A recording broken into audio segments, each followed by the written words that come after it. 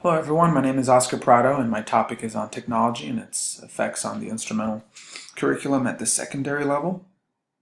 My topic stems from my own personal observations as a middle school band director.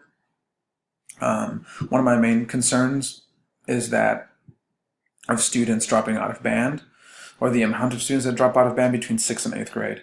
So I typically start 6th grade band with about 75 students, and then by the end of their 8th grade year I got 45, on average. And that's a lot of students that are not continuing to do band, and I don't think it's because they don't like music.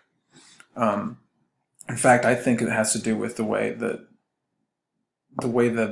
curriculum is structured around the fact that we aim to, as far as, for me, the aim of the program is to, of course, excel at group performances and build on individual skills and external outside competition, solo and ensemble, and things like that. The thing is that I teach at a school that is more than 70% of the population is free and reduced lunch. We have the highest number of low socioeconomic students, and so these are factors that are in different studies that I've read that contribute to students who don't have the resources to be able to participate in those types of activities in band. All state and come to rehearsals because they don't have They don't come to rehearsals because they don't have transportation. Just they don't have the resources, to do band, and so, it gets me thinking. I'm not reaching the, a good large of the population in my school, and so one of the things, though, that I noticed students, of course, is that they're always engaged with technology. This is something that they always have with them in every class, and not just for school, but just personally. I see them with their cell phones. They engage through social media. They're very comfortable using technology. And so in trying to understand my students, I want to understand first what kind of motivates them to persist in band, and then how can we use technology to help them stay engaged with band. So the first article by Schott is about middle school band students' self-determination to practice. The purpose of this study was to understand students' motivation to practice. The study was conducted in the state of Ohio, and 796 students from about 1,500 schools. Students age range between 10 and 14. They utilized a researcher-modified questionnaire that measured students' degree of motivation to practice based off of the self-determination theory, and other potential motivational elements relating to practice were also surveyed in relations to those motivational processes. And so the research questions that guided the study were what stages of self-determination do middle school band students report for their motivation to practice? Is there a relationship between middle school band students' self-determination for practicing their instrument and the students' years of experience on the instrument and the amount of time reported practicing per week? Are there differences in middle school band students' self-determination for practicing their instrument by grade level, gender, instrument, and whether or not students study their instruments privately? And so the self-determination theory states that intrinsic motivation and certain forms of extrinsic motivation is what drives levels of self-determination that lead to positive outcomes. So in this study, there was a 28, the questionnaire was a 28-item questionnaire on the on 7 subscales of motivational processes. 3 of them were intrinsic, 3 extrinsic, and 1 for motivation. The intrinsic ones were intrinsic motivation to know, which is students that are motivated because they are learning, they're learning something new. So they're interested in just knowing.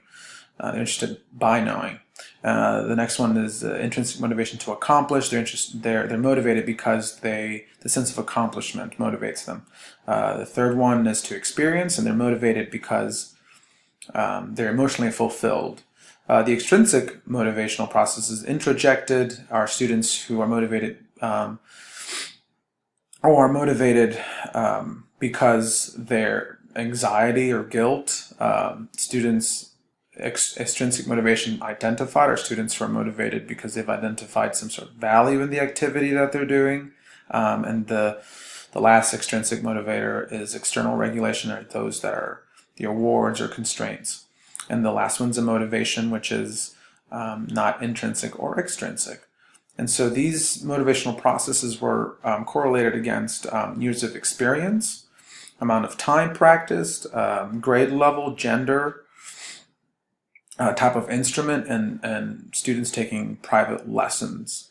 And so in years of experience was significantly negatively correlated with years of practice, with 5 of the subscales excluding motivation and extrinsic motivation, external regulation. Amount of time was significantly correlated with all but the motivation. 5th grade students rated all the subscales higher than the 8th grade students, and that could be because, when they're coming in, they're highly motivated to know something new, and when they start, there's little moments of accomplishment that keeps them going, and at some point between then and 8th grade, there's a drop-off, right? In terms of gender, there's only one subscale statistically significant, that was extrinsic motivation. So there are different, awards or constraints or external factors that have an effect on male and females' motivation to practice.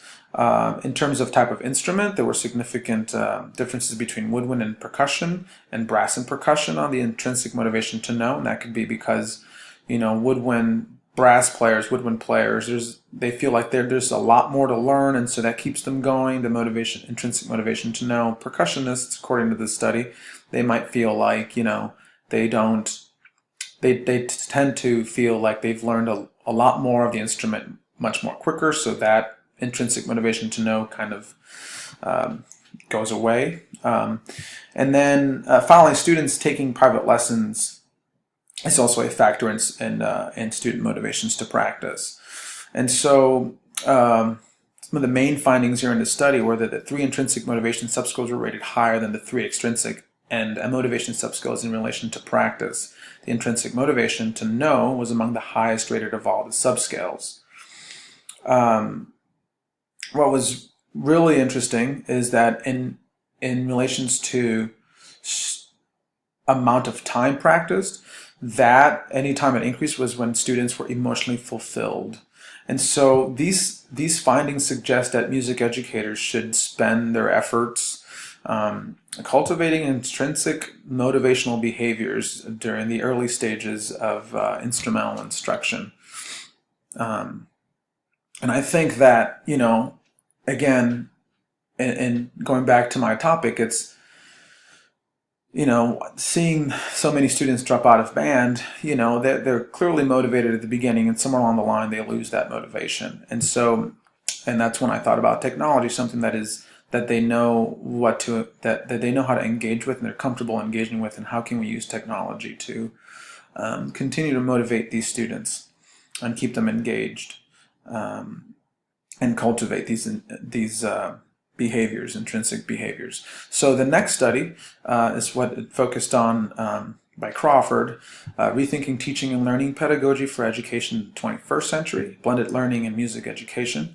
So the purpose of this study is exploring how the inclusion of an online music program affects teaching and student outcomes in a blended learning context.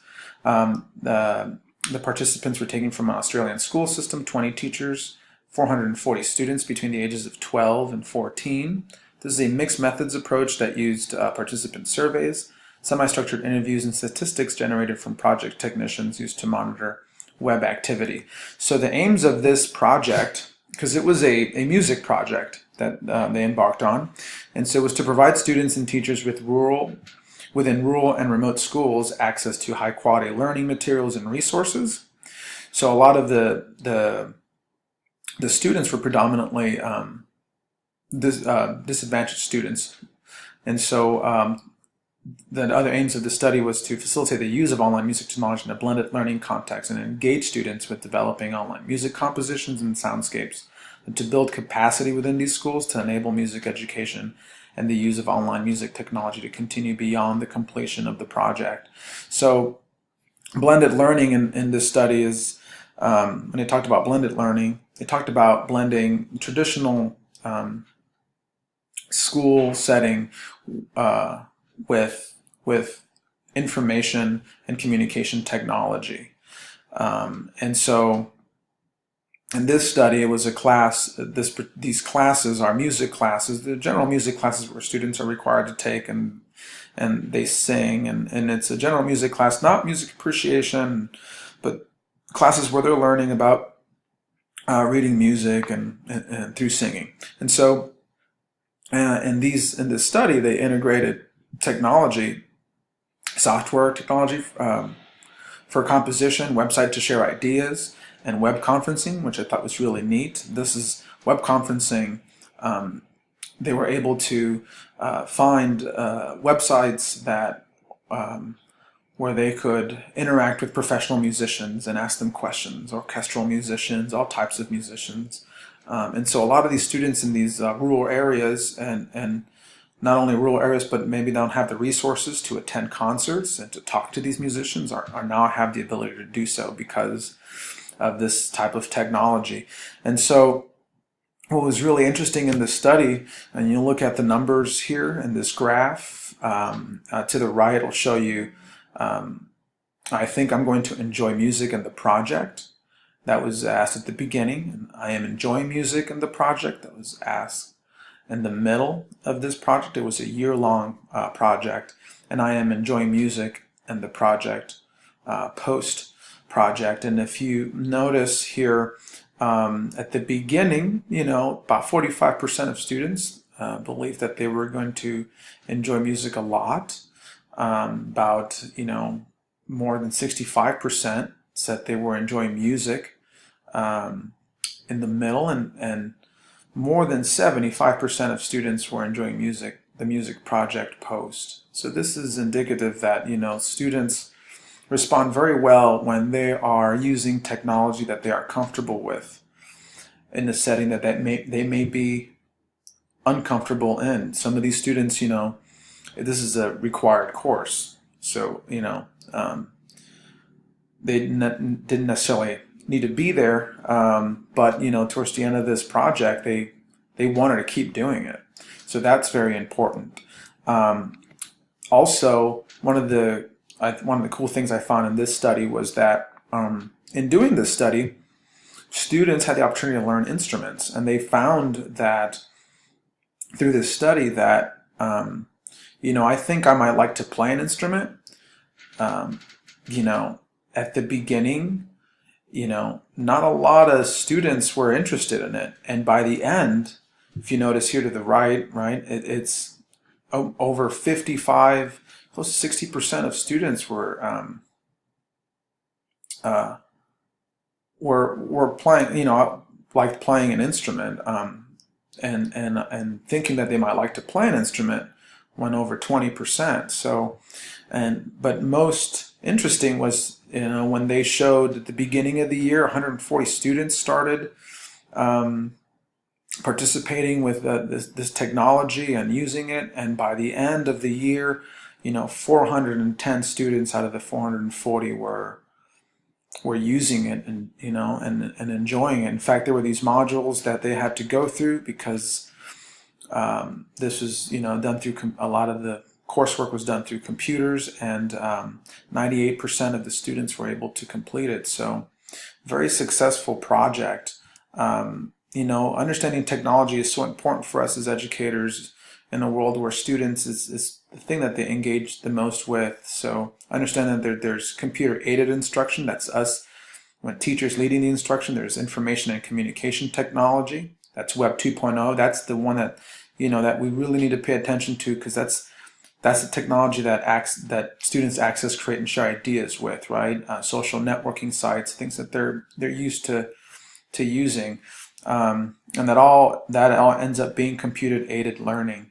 So I'm looking forward to continuing on this topic and seeing what else I can find to further motivate students to continue on enjoying music.